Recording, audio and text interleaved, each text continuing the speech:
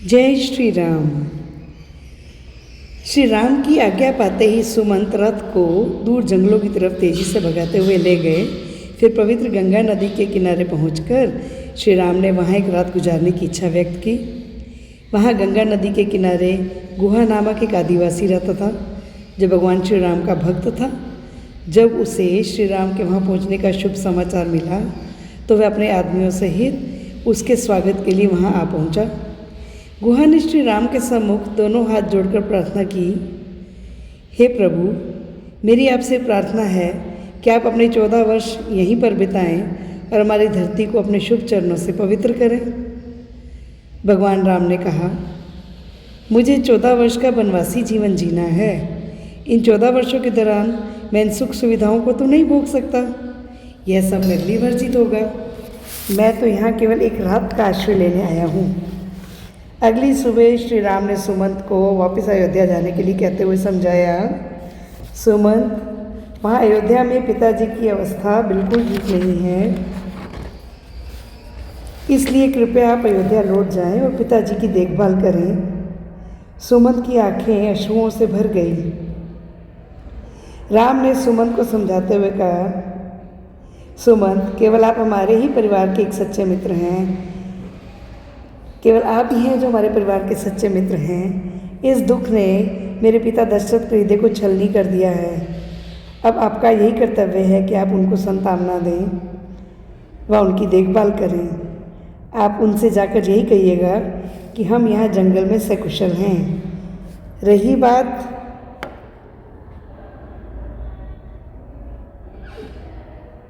आपकी, तो जो कुछ भी हुआ है वह सब भूल जाइए।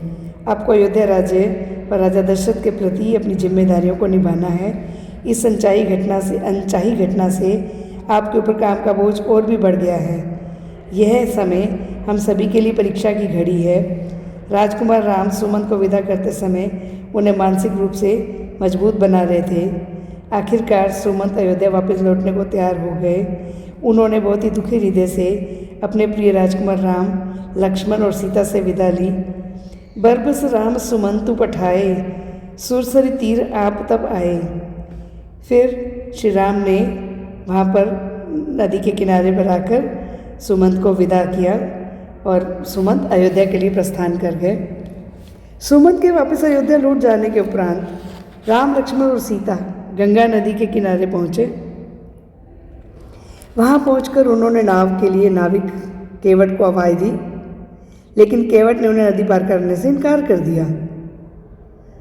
राम ने केवट से इसका कारण पूछा कि आपका तो काम नदी पार कराना है, तो आप मुझे मना क्यों कर रहे हैं?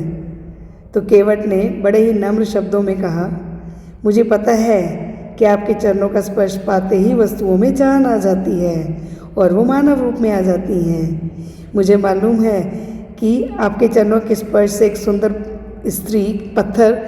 स्त्री के रूप में परिवर्तित हो गया था। अगर आपके चरण पड़ने से मेरी नौका भी स्त्री के रूप में परिवर्तित हो गई तो मैं बिना इस नाव के अपनी 2 औरतों का पालन पोषण कैसे करूँगा, हे प्रभु।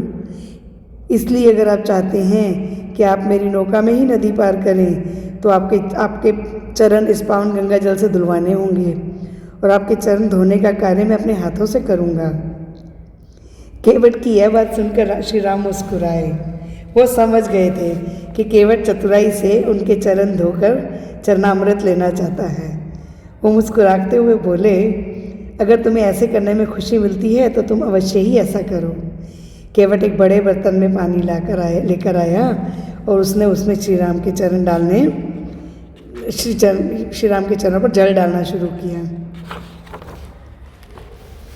और उनके चरण धोए। केवट व उसके परिवार ने उस पवित्र जल को पिया। इसके बाद केवट ने राम, लक्ष्मण व सीता जी को नदी पार करवाई। नदी पार ले जाने के बाद केवट ने भगवान राम के चरणों में लेटकर उनका आशीर्वाद लिया। उसको इतना प्यार देते हुए देखकर श्री सीता मैया ने अपनी अंगूठी उतारकर श्री राम को देते हुए कहा कि यह केवट को उतराई दीजिए। लेकिन केवट ने उसे लेने से, जब श्री राम ने वो अंगूठी केवट को दी तो केवट ने लेने से इनकार कर दिया और बोला, हे प्रभु, मेरी सारी धन लालसा समाप्त हो गई है। आज आपके चरण पड़ते ही मेरी नाव पवित्र हो गई है। आज मैंने आपको नदी पार करवाई है, तो हे प्रभु, आप मुझे और मेरे पूरे परिवार को भव सागर से पार करा देना। आपसे मेरी बस यही एक प्रार्थना है। यह कहते कहते केवट की आंखें भर आई। फिर श्री राम ने गंगा में स्नान किया और भगवान शिव की उपासना की। वह सभी धार्मिक रीति रिवाजों का विधि पूर्वक पूजन किया।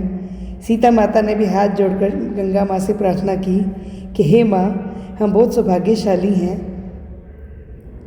हम आपके पवित्र पावन जल में स्नान करके पवित्र हो गए हैं। मेरी आपसे विनती है कि आप हमारी यहाँ पुनः आगमन की इच्छा जरूर पूरी करें। तो माता सीता की प्रार्थना सुनकर माँ गंगा ने उन्हें प्रत्यक्ष दर्शन दिए और बोली, पुत्री, चिंता मत करो, तुम सब सकुशल अयोध्या लौटोगे और तुम्हारी हर इच्छा पूर्ण होगी। यह मेरा आशीर्वाद है। गंगा मैया का शुभ आशीर्वाद पाकर सीता अत्यंत खुश हुई। इसके बाद एक बार फिर श्री राम, सीता और लक्ष्मण जंगलों की ओर बढ़ चले। श्री राम ने लक्ष्मण से कहा, प्रिय भ्राता, तुम सबसे पीछे चलो, सीता आप मध्य में चलो और मैं तुम दोनों के आगे चलूँगा। इस तरह से सीता की पूरी तरह से सुरक्षा हो सकेगी। अगले दिन सुबह उन्होंने पवित्र प्रयाग नदी में स्नान किया। वह ऋषि भारद्वाज की कुटिया में पहुँचे। वहाँ श्री राम ने ऋषि भारद्वाज से पूछा कि वनवास में 14 वर्ष बिताने के लिए उन्हें पूर्ण शांति का वातावरण कहाँ मिलेगा। तो ऋषि भारद्वाज ने उन्हें विनम्र शब्दों में बताया कि ऐसा वातावरण तो उन्हें केवल चित्रकूट में ही मिल सकता है। तो आज का अध्याय यहीं समाप्त होता है। मिलते हैं अगले अध्याय में। जय श्री राम।